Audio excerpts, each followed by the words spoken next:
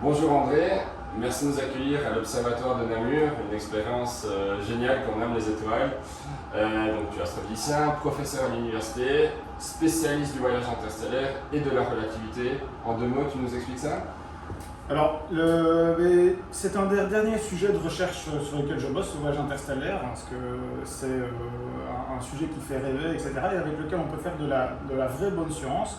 Et en fait, ça va te parler parce que j'ai décidé de m'investir dans le voyage interstellaire parce que la vie est trop courte et que ça serait quand même dommage de passer à côté sans de cette étude-là. Alors effectivement, dans mes écrits, je m'intéresse énormément à la recherche de vie extraterrestre. Et pas mal de personnes un petit peu extérieures à la recherche astronomique ne comprennent pas le réel potentiel, ce que ça peut nous apporter en tant que lambda, cette recherche de vie extraterrestre, cette fameuse conquête spatiale qui peut repousser les frontières de ce qu'on connaît. Est-ce que tu pourrais nous donner des arguments pour prouver à tout un chacun que la conquête spatiale mérite vraiment d'être creusée?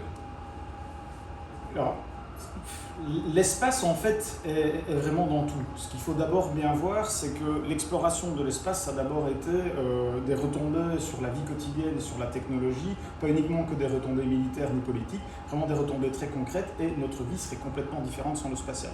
Pensez au GPS par exemple, ne serait-ce que le GPS, pour vous trouver votre trajet en voiture, il faut évidemment du spatial, des satellites, mais il faut aussi de la relativité générale, puisque le GPS ne fonctionne pas sans les corrections de la relativité générale, ou alors on n'aurait pas une précision inférieure à 10 km.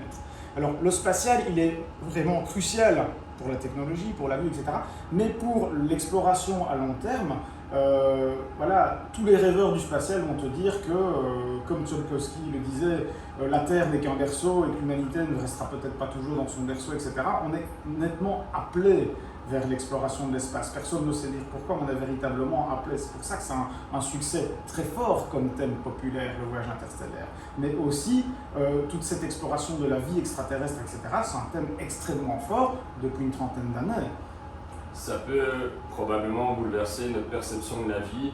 Je pense que quand on lit les reportages sur les astronautes, notamment de l'ISS, qui nous expliquent que le simple fait de voir la Terre depuis l'espace a profondément métamorphosé leur mentalité, le rapproche de la vie. Alors le jour où on découvre la vie extraterrestre ailleurs, le jour où on voit à quoi ressemble une exoplanète habitée, ça doit être juste un bouleversement sociétal considérable.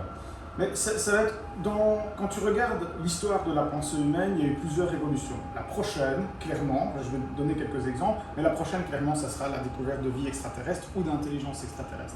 Parmi ces révolutions, il y a le fait qu'on a découvert que l'être humain est une espèce parmi les autres et, entre guillemets, qu'elle descend du singe. En tout cas, elle est familière aux singes, suivie d'un processus d'évolution, etc. Une révolution, ça a été évidemment le fait que la Terre n'était pas le centre de l'univers et que c'était le Soleil qui était au centre du système stellaire.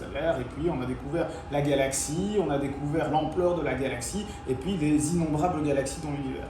Et puis il y a une découverte aussi qui a même pas encore 100 ans, c'est la découverte de l'histoire de l'univers, la théorie du Big Bang de Georges Lemaître, découvrir que l'univers n'était pas de toute éternité, mais qu'il y a eu un commencement, que les étoiles vivent et meurent et que l'univers évolue et est dans une dynamique. Ça a été un bouleversement profond de la pensée, mais aussi associé à des bouleversements technologiques. Par exemple, avec le modèle copernicien, un des bouleversements technologiques, ça a été la théorie de Newton et les mathématiques associées, qui sont utilisées dans toutes les mathématiques, donc tout ce qui est calcul différentiel, etc., sont utilisés partout en ingénierie, en sciences économiques, etc. Avec la théorie du Big Bang, c'est en fait des applications de la relativité générale. On en a parlé avec le GPS, mais maintenant elle sert à faire aussi des horloges atomiques de précision. Elle sert aussi à d'autres applications comme le vol spatial de très haute précision, puisque pour envoyer une sonde avec une précision sur Mars, une précision de quelques kilomètres, il faut avoir un sacré modèle des théories de la gravitation et les corrections relativistes entrent en compte. Et donc, ce n'est jamais gratuit, ces révolutions de la pensée humaine. Non seulement ça élargit des horizons, ça fait découvrir de nouvelles lois de la physique et des nouvelles applications technologiques. C'est normal, c'est l'éveil de l'être humain au monde. Alors revenons à Namur. Ici nous avons un bel engin, un beau télescope. Certes, ce n'est pas encore un des gigantesques télescopes du désert d'Atacama. Est-ce que tu peux nous décrire brièvement chaque instrument? Alors, ici c'est une coupole pédagogique, donc tu es dans une coupole pédagogique en ville où on a sélectionné les instruments pour pouvoir faire découverte de l'astronomie et les premiers pas en astronomie. Donc c'est des instruments qui sont semi-professionnels, équipés pour composer avec la pollution lumineuse.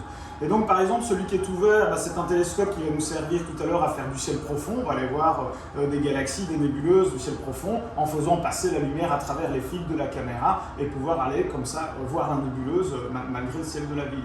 Et puis tu as une petite lunette guide qui est au-dessus qui sert aussi à faire une caméra à grand champ pour voir où on se place dans le ciel ou faire de l'imagerie des objets qui sont très larges sur le ciel. On a un télescope solaire qui est de l'autre côté, qui est de notre côté ici, qui est un instrument unique en Wallonie et qui est un des plus gros télescopes solaires que l'on trouve sur le marché, qui sert spécifiquement à l'étude des protubérances du Soleil, de la surface du Soleil, etc. Et donc voilà, pour découvrir un peu comment fonctionne l'étoile la plus proche de nous, mais qui est le modèle pour toutes les étoiles de l'univers et les 100 milliards d'étoiles de la galaxie. Effectivement, d'ailleurs, une équipe d'astrophysiciens avait évalué rien que dans notre galaxie, il y a une trentaine le nombre de civilisations avancées. Dans les 10 000 années-lumière, je crois. C'est ça, ouais. Christopher Consolis, de l'Université de Nottingham, ça paraît plausible comme estimation.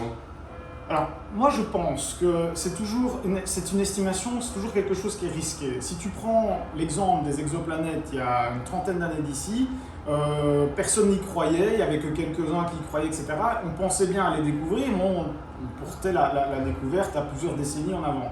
On les a découvertes plus tôt que prévu, avec des instruments plus petits que prévu, et dans des conditions, les exoplanètes qu'on a découvertes, c'est dans des conditions complètement surprenantes. Des Jupiters chauds, donc des grosses planètes très proches des étoiles, des planètes errantes, des planètes autour de cadavres d'étoiles, etc. Donc on a été complètement surpris de ce qu'on a trouvé.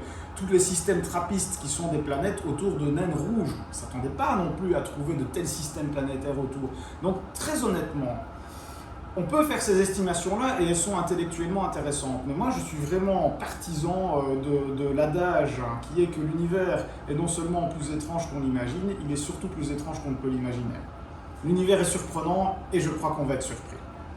Alors effectivement, on aura la chance d'en parler entre autres avec André le 25 septembre à 17h à Bruxelles où nous faisons une conférence badgée de la découverte des exoplanètes au premier pas de l'homme sur Mars avec une sorte de dream team d'astrophysique.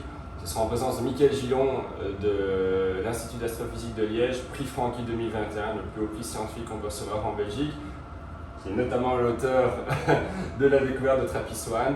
Il y aura Didier Schmitt de l'ESA, de l'Agence spatiale européenne, qui s'occupe entre autres du programme martien. Il y aura Sarah Matout qui travaille pour le Centre de recherche nucléaire. Il y aura également Roland Louck, astrophysicien et qui écrit avec André, qui s'est spécialisé dans la vulgarisation de l'astrophysique grâce aux films de science-fiction qu'on connaît. Il travaille pour l'Agence de l'énergie atomique. Et enfin, André et moi-même. Et la conférence sera animée par Patrice Goldberg, qui fait Macchiari sur l'RTBF. Je me fais une joie ça sera très bien. de partager ce grand moment avec vous. Il reste quelques places, n'hésitez pas à m'envoyer un petit message privé ou même à André.